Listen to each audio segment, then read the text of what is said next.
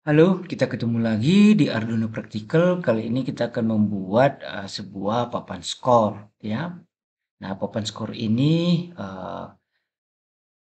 digunakan untuk olahraga dengan sistem rally point seperti tenis meja, badminton, voli, dan sebagainya. Nah, tidak cocok atau belum cocok untuk olahraga tenis lapangan, basket, dan sebagainya karena kenaikan poinnya itu tidak selalu satu, gitu ya.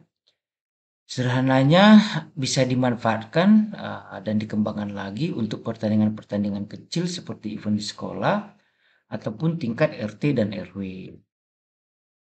Nah, untuk papan skor ini kita akan menggunakan ESP8266, kemudian dua matriks LED 7219 yang kali 4 gitu ya. Yang kali 4 itu dia seperti ini ya.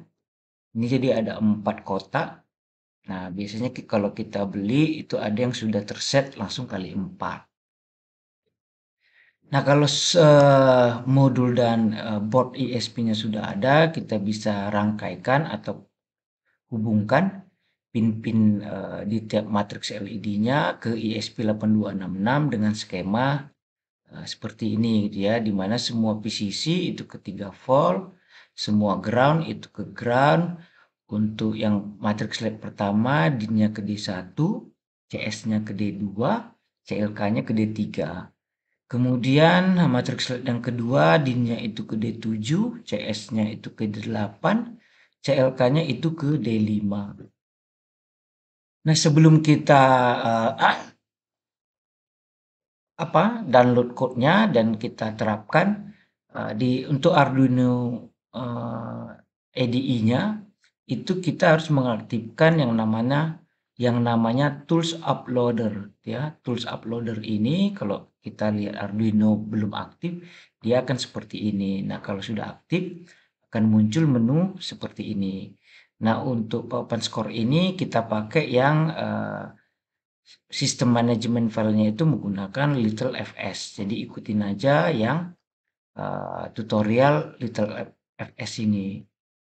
Oke, kalau itunya sudah aktif, nah antarmuka inilah yang akan diupload ke dalam ESP8266. Antarmuka ini itu kita buat menggunakan HTML gitu ya, sehingga nantinya antarmuka tadi itu bisa kita akses melalui alamat IP yang didapatkan oleh ESP8266.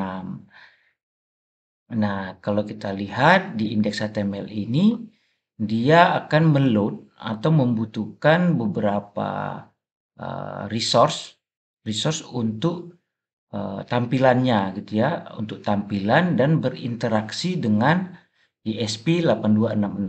Dan di sini kita lihat ada Bootstrap gitu ya, ini Bootstrap, kemudian jQuery gitu ya, kemudian Bootstrap min.js, kemudian Axios min.js gitu ya. Nah, ini yang akan kita upload ke dalam ESP8266.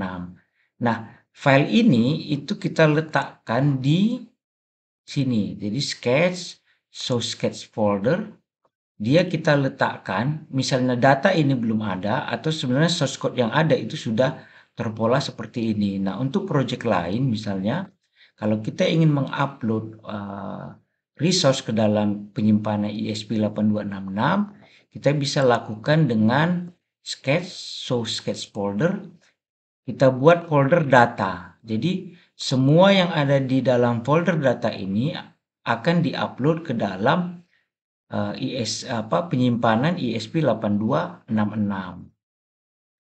Oke ya. Kemudian ini source code-nya bisa diunduh atau di-download kemudian dicoba. Nah, setelah kita mengunduh dan menguploadnya gitu ya, kita setidaknya bagi yang baru itu bisa mengenal tentang HTML, CSS, dan JavaScript. Kemudian mengenal JSON. Nah, JSON ini adalah semacam struktur format data yang kita gunakan untuk bertukar data baik mesin ke mesin gitu. Ini kan HTML nih, kita anggap mesin gitu ya. HTML-nya kita anggap mesin, HTML-nya. Nah, ini kan browser nih kliennya. Nah, ini berhubungan dengan ESP8266 itu mekanisme struktur datanya itu menggunakan JSON gitu ya. Nah, ini kalau kita lihat misalnya research score. Nah, dia akan mengirimkan data ini, mana ya, dia ke preview ini. Mengirimkan data ini ke ESP8266 seperti misalnya tim 1 T1 gitu ya. Namanya C, servisnya false, poinnya 0 karena kita riset ya. T2, nama timnya D, servisnya false, poinnya 0 gitu. Nah, ini akan dikirimkan ke ESP8266 kemudian disimpan lagi ke dalam ESP8266 dalam bentuk file gitu ya. Plain file gitu ya. Nah, kalau kita lihat reset score-nya, reset score, mana reset score? Reset score.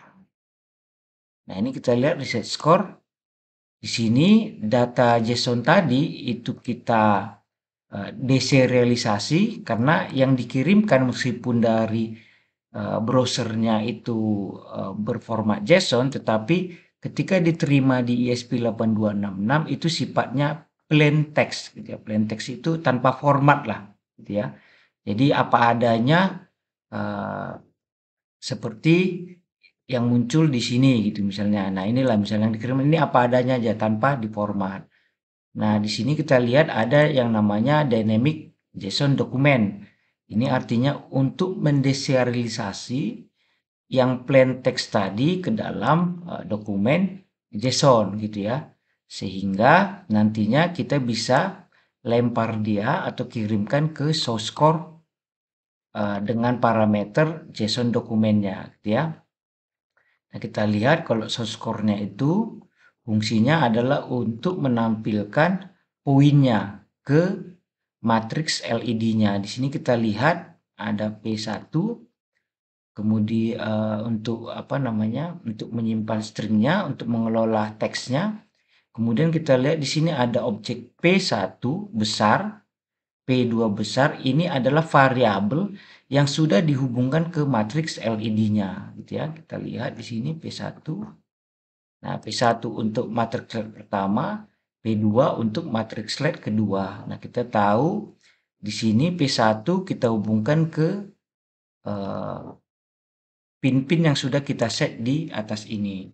Nah, di sini juga yang menjadi perhatian untuk matriks slide ini kita harus sesuaikan berapa blok matriks slide yang kita pakai. Nah, kita lihat tadi kita pakai yang 4, maka ini kita definisikan 4 ya. Karena kalau kita definisikan salah nanti dia posisi kursornya itu akan berbeda ya karena kita pakai yang MD Parola. Ada banyak sekali library yang bisa kita gunakan untuk matriks slide ini gitu ya. Nggak hanya MD Parola, tapi ini yang rasanya paling mudah untuk menampilkan teks gitu ya. Oke, setelah itu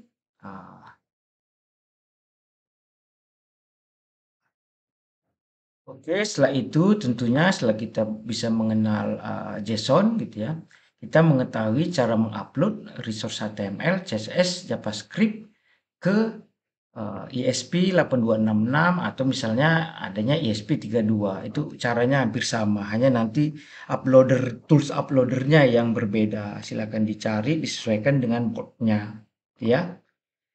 Nah, di sini kita lihat memang sebelumnya itu ada yang namanya SPIFFS. Ini sebenarnya sama aja dengan LittleFS, tapi LittleFS ini library yang baru gitu ya, yang saat ini lebih direkomendasikan untuk digunakan gitu ya.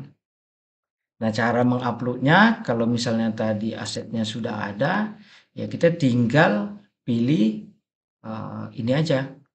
Little Data FS gitu ya, kita upload, nanti dia akan terhubung ke ESP8266 menggunakan port yang aktifnya, maka dia akan mengirimkan semua folder data yang ada di sketch folder tadi gitu ya. Kita lihat di sini di sini. Nah, dia akan mengirimkan semua file ini ke dalam ESP8266.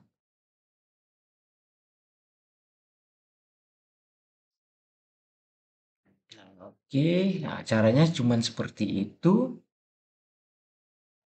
Nah, kemudian kita mengetahui cara menulis dan membaca file menggunakan Little FS gitu ya. Kalau kita lihat dari source code-nya di sini di tiap misalnya ini update score, di sini kan kita menulis. Jadi kalau W opsinya ini artinya kita akan menulis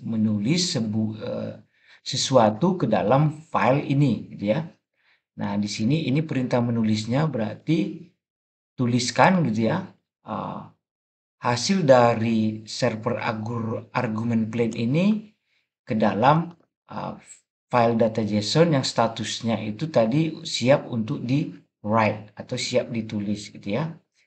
Jadi itu caranya. Kemudian membacanya gitu ya, kita bisa lihat di get old score gitu ya. Nah, di sini kita lihat kalau filenya ini belum ada, maka dia akan mendefinisikan baru gitu ya. Dengan catatan tentu skornya 00, nama timnya belum terdefinisi. Tapi kalau file ini sudah ada, posisinya ini adalah R, maka data JSON tadi itu akan kita deserialisasi ke dalam bentuk JSON, kemudian kita serialisasi kembali ke buffer untuk direspon kembali ke kliennya. Nah, sini kita lihat buffer ini adalah sama seperti server argumen tadi gitu ya. Nah, bedanya di sini kembaliannya kita tambah application ini respon type-nya gitu ya. Nah, kita kembalikan application JSON gitu ya. Otomatis kalau ini kita definisikan, maka respon yang kita terima gitu ya. Respon yang kita terima dia akan sudah berbentuk JSON gitu ya. Nah, ini kita lihat ini sudah berbentuk JSON. Itu kenapa warnanya bisa beda-beda gitu ya. Kalau dia plain text ini mungkin dia putih semua gitu ya. Enggak seperti ini. Ini harus ada ya. Oke. Nah, artinya semua yang kita tulis itu akan dikembalikan lagi ke klien agar uh, agar uh, apa yang muncul di sini itu akan sama dengan yang muncul di sini gitu ya. Nah, ini karena baru di load, coba kita refresh. Nah, posisi refresh ini dia akan mengambil nilai terakhir yang ada di server. Kalau belum ada, maka dia nama timnya belum terdefinisi gitu ya. Nah, misalnya kita set tim A, tim B, kemudian kita reset score, maka dia akan mengikuti tampilan yang ada di website ini. Kemudian tampilan ini pun didapat kalau si ESP-nya berhasil menuliskannya dan mengembalikan lagi nilainya ke kliennya. Makanya dia jadi sama. Kalau kita ganti misalnya tim A, tim D, kita reset score, dia akan kita lihat di sini reset score-nya akan mengembalikan nilai yang sama gitu ya. Nah, misalnya pertandingan dimulai, kita buat tim A yang serve, maka di sini panahnya berubah gitu ya. Kemudian tim A tambah poin 1, maka poin 1 bertambah pada tim A. Kemudian misalnya ini poin tambah 1, kemudian dia akan serve, maka skornya juga di matrix slide-nya berubah. Nah, misalnya nggak sengaja terrefresh, dia nggak sengaja terrefresh,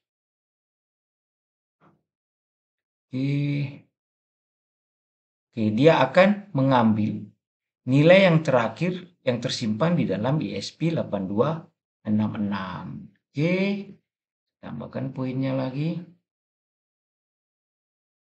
Nah, ini karena terlalu cepat dia, kita reset dulu ya. Ini ada bug-nya masih. Nah,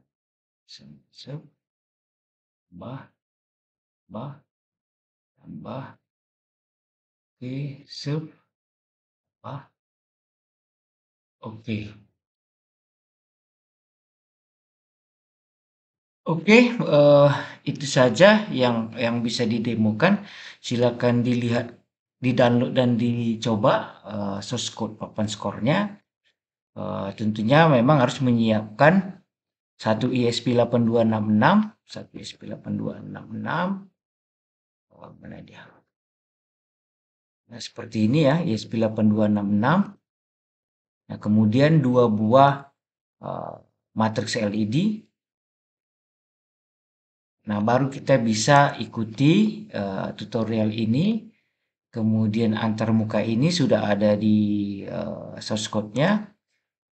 Kemudian, nah di dalam, ininya kita menginclude-kan library ini. Nah, pastikan, library yang, yang belum ada itu ditambahkan dari, kalau masih ingat, dari tools, kemudian, manage library gitu ya. Yang belum ada mungkin itu Arduino JSON gitu ya. Kalau yang lainnya kemudian MD Parola, bisa dilihat video saya yang sebelumnya, ESP8266 dan MD Parola itu sudah ada gitu ya. Nah, mungkin yang belum ada di sini adalah Arduino JSON. Oke, itu saja yang, dapat saya sampaikan. Semoga bermanfaat. Sampai jumpa di Arduino praktikal berikutnya. Terima kasih.